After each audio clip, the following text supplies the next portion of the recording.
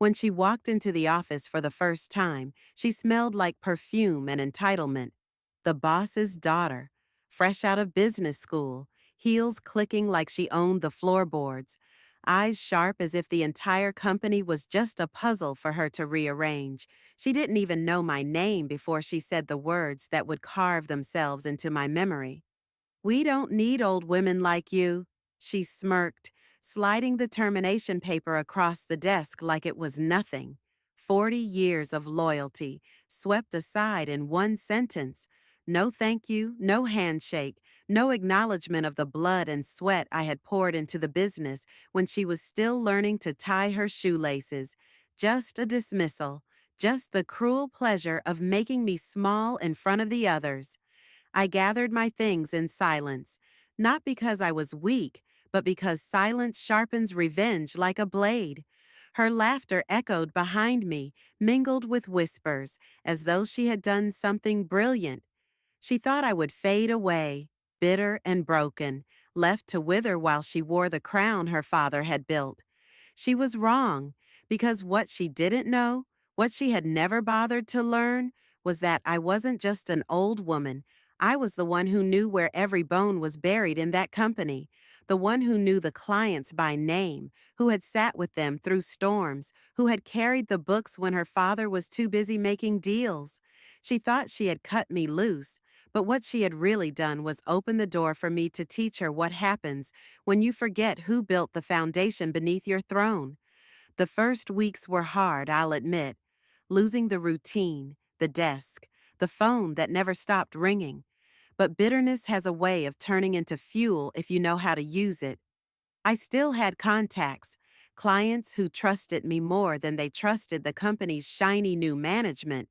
They called, confused, asking why I wasn't answering their emails anymore, why deals had suddenly started slipping through cracks. I never lied. I told them the truth, that the new boss had decided I was too old to matter. They didn't like that. Respect, once earned, doesn't vanish with age.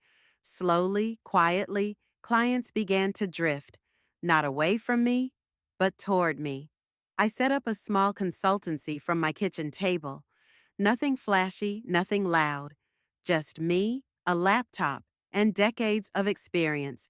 And when those first contracts rolled in, the satisfaction was sweeter than any retirement party. Meanwhile, word from the old office trickled down like rain through broken gutters. She was floundering.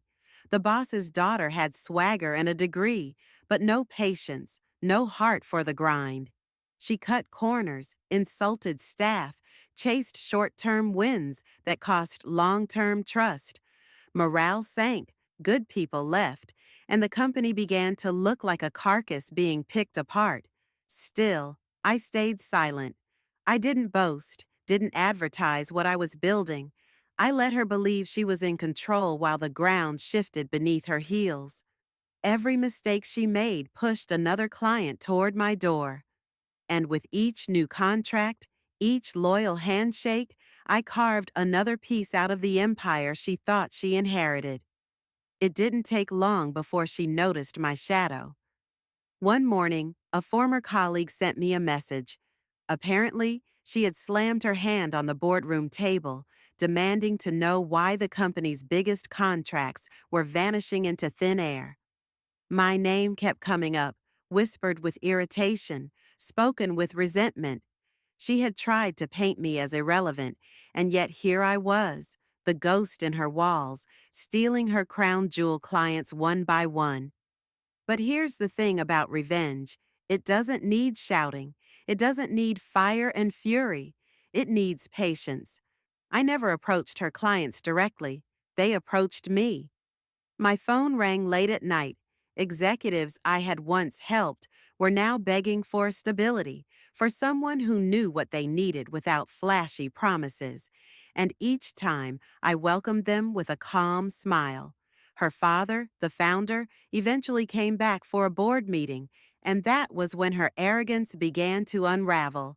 Reports stacked in front of him showed plummeting revenue, broken partnerships, empty chairs where loyal employees once sat. He didn't raise his voice, didn't scold her publicly, but disappointment carries its own weight, heavier than any shout. She looked small in that moment, a child who had tried on shoes too large for her feet. Meanwhile, my little consultancy was no longer little. What started at a kitchen table had grown into an office buzzing with energy, filled with familiar faces, the very people she had discarded when she declared experience obsolete. They found a home with me, and together we rebuilt what she had so carelessly destroyed. Every invoice sent, every deal signed, was another nail in the coffin of her arrogance. And yet, I still wasn't done, because the sweetest revenge wasn't watching her fail. It was making sure she knew exactly who had orchestrated it. The invitation came like clockwork, a networking gala hosted by the Chamber of Commerce, the kind her father never missed. I wasn't planning to go until I saw her name listed as a keynote speaker. That was when I knew the time had come. I walked into that hall dressed not as the discarded old woman she remembered, but as the head of a thriving consultancy. My employees, her former employees, moved through the crowd with confidence, clients laughing at our tables, contracts already in their pockets. And then, across the room, I saw her. The smirk was gone.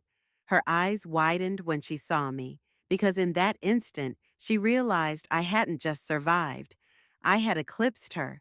She stumbled through her speech that night, words hollow, numbers shaky, and when her father took the stage after her, he praised my new firm by name.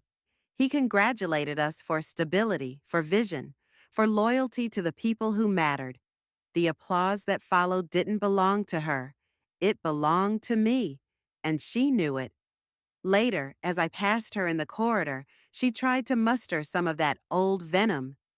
"You stole everything from me," she hissed, her voice brittle. I stopped, met her eyes, and let the truth cut her where it hurt most. "No, you handed it to me the moment you told me I wasn't needed. You built your own downfall, and all I did was step into the ruins." She couldn't answer. Her hands trembled, her face pale. And in that silence, my revenge was complete, not because she had lost, but because she finally understood the cost of underestimating the very woman she tried to erase. I walked away with my head high, leaving her in the wreckage of her arrogance. And to this day, whenever people speak her name, it is only to remember the lesson she never wanted to learn.